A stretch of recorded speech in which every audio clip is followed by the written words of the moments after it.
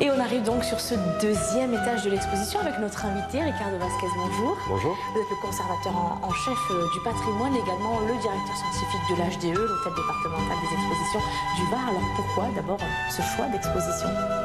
Eh bien, ce choix d'exposition est dicté par la vocation même de l'HDE Var, qui est de travailler sur les différentes civilisations à l'histoire. Après avoir travaillé sur les fondements de l'histoire occidentale, à travers Ulysse par exemple, nous nous sommes aussi intéressés au Moyen-Orient, à travers Jardin et Palais d'Orient avec le Louvre, et puis avec le musée Guimet sur les routes de la soie, donc l'extrême-orient, et à présent nous nous intéressons donc au plus grand empire des Amériques, qui est donc l'Empire Inca. Largement consacré également à la sacralité, ce deuxième étage, la sacralité abordée par des rituels. Et on va d'ailleurs se diriger juste à côté dans la salle des parures. Qu'est-ce qu'elle représente, cette salle des parures, dans cette exposition?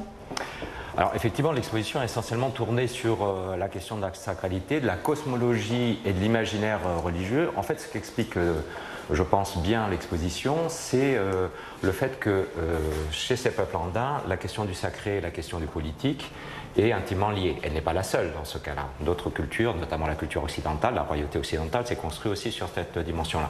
Mais dans le cadre des sociétés andines, cette liaison est extrêmement étroite, et donc effectivement l'ensemble de l'exposition montre cette relation. Mais en particulier cette salle, dans laquelle effectivement nous avons des parures qui sont directement liées à des souverains.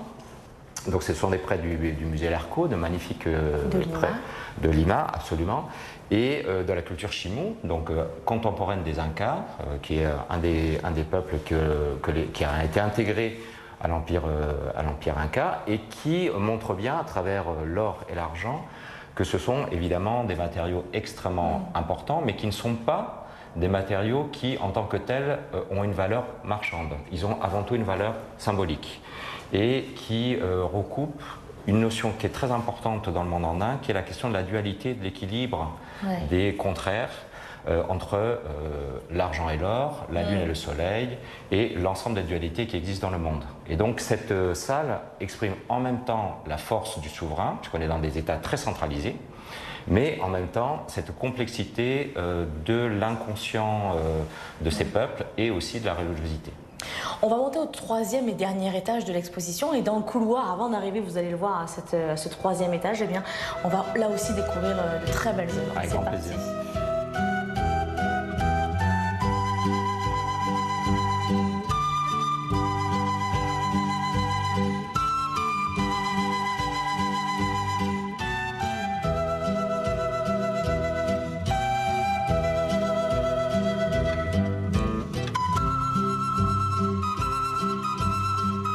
On arrive donc, Ricardo Vasquez, sur ce couloir du troisième étage avec cette partie bien plus historique.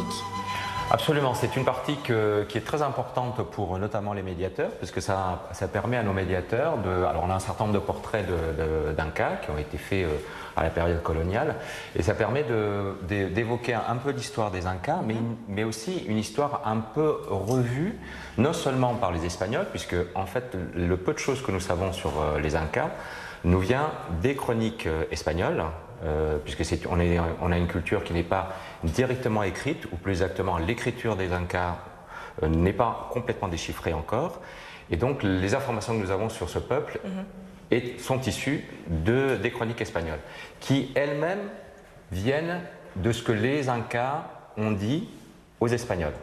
Et en fait les Incas ont recréé une partie de l'histoire. Par exemple, l'Inca Pachacutec, qui accède au pouvoir après avoir vaincu un peuple et qui a transformé l'Empire Inca d'un petit village en un immense empire.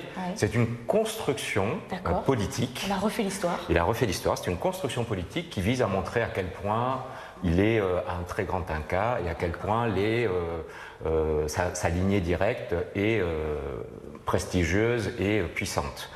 Ce qui fait d'ailleurs que la chronologie des Incas n'est pas exacte à ce jour. On ne connaît pas tous les Incas qui ont eu lieu, puisque les Incas eux-mêmes effaçaient, un peu comme les Égyptiens, les souverains qui ne leur convenaient pas, à la différence près que pour l'instant nous n'avons pas retrouvé tous ces Incas qui ont disparu. C'est ça. Bon, on verra en tout cas celles qu'on connaît bien. On va poursuivre la découverte au troisième étage. On arrive donc sur ce troisième et dernier étage de l'exposition avec des œuvres qui sont encore conservées et qui sont recouvertes de ce papier. Absolument. Comme l'exposition n'a pas encore commencé, et que nous avons affaire à des œuvres extrêmement fragiles dans lesquelles il y a du tissu, des textiles, d'autres matériaux très fragiles, de la peinture sur céramique, qui datent pour certaines du IVe siècle, 5e siècle, les plus anciennes.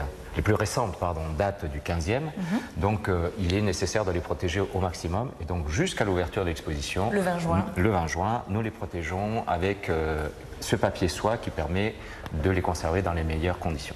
Qu'on vous montre aussi les coulisses aujourd'hui de cette exposition. On arrive sur cette partie qui est dédiée à deux royaumes, Wari et Tiwanaku. Oui, ce sont les deux royaumes. Nous avons Kitishimu, dont nous avons parlé tout à l'heure, et qui est un grand royaume andin. Et nous arrivons effectivement dans cette partie qui concerne ces deux empires même, Wari et Tiwanaku, l'un qui se trouve au Pérou, l'autre qui se trouvait en Bolivie, et qui sont les deux royaumes qui ont sans doute le plus influencé les Incas, aussi bien sur les aspects de l'agriculture, sur les aspects de l'organisation religieuse, de la vision cosmologique de l'Empire, que sur l'organisation sociale et politique. Donc c'est pour ça que nous avons voulu insister sur ces deux cultures extrêmement importantes pour comprendre les Incas. Alors quand on parle justement de l'Empire Inca, on a une carte qui résume très bien l'ampleur du territoire que cela concerne.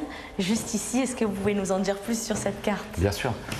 Effectivement, nous avons affaire à un empire qui part du sud de la Colombie, qui recoupe la totalité de l'Équateur, ou quasiment la totalité de l'Équateur, la très grande majorité du Pérou, pour ne pas dire la totalité du Pérou, là les 2/3 de la Bolivie, puisque l'influence Inca va jusqu'à l'intérieur de l'Amazonie bolivienne, au-delà même de l'Orient bolivien, la moitié nord du Chili et un bon quart nord-est de l'Argentine, ouest de l'Argentine. Et on le disait donc avec une population qui a énormément changé. En effet, on évalue qu'en 1532, au moment de l'arrivée de Pizarro dans l'Empire Inca, la population était constituée de à peu près 10 millions, entre 10 et 12 millions de personnes. Quelques années après l'arrivée des Européens, il n'était plus que 600 000 personnes. Cette drastique réduction de la population est en particulier due aux très nombreuses maladies que les Européens ont apportées, mais également au contexte de grande violence qui a suivi évidemment l'arrivée des Espagnols dans ce territoire. Alors comment vous avez réussi, puisque c'est aussi votre mission, d'obtenir ce prêt de toutes ces magnifiques œuvres? Alors c'est un des aspects les plus passionnants évidemment de notre travail. Alors nous sommes une équipe entière, il y a un service des expositions avec un chargé de projet, des chargés de production, toute une équipe qui s'occupe des demandes de prêts. Et donc nous négocions avec chacun des grands musées, chacun des prêts, sur la base de la sélection, des discussions qui sont faites avec le commissaire, dans l'espèce la commissaire d'exposition, qui propose un certain nombre d'œuvres et puis nous allons ensuite les négocier avec ces musées. Pour cette exposition, nous avons eu des prêts non seulement du musée d'Arco et du musée d'art aussi de Lima, mais aussi du British Museum, du musée du Quai Branly Jacques Chirac, du musée espagnol, du musée d'Auch des Amériques, qui est un magnifique musée, le plus important musée français de collection américaine. Et donc nous avons des discussions avec tous ces musées que nous connaissons bien et qui nous font confiance depuis de nombreuses années maintenant. Qu'est-ce que vous pourriez dire au public, aux futurs visiteurs de cette exposition? Que c'est une occasion absolument incroyable de rencontrer ces cultures absolument magnifiques, non seulement la culture Inca, qui est l'objet principal de l'exposition, mais toutes ces civilisations que nous avons évoquées pendant ce parcours, qui précèdent la culture Inca, puisque la culture Inca n'est que l'aboutissement d'un certain nombre comme toutes les cultures d'ailleurs, hein, comme c'est le cas dans la plupart des cas, de ces civilisations qui les ont précédées. Ce sont des objets absolument uniques. Les conservateurs, les convoyeurs qui sont venus voir l'exposition pour installer les œuvres, eux-mêmes ont été émerveillés par un certain nombre d'objets qu'ils n'avaient jamais vus auparavant. Donc vraiment, je conseille à tout le monde de venir. Ça sera une occasion qui ne se représentera pas de sitôt. Merci beaucoup. Merci on va rejoindre notre prochain invité, c'est Jérôme Pellissier. C'est parti.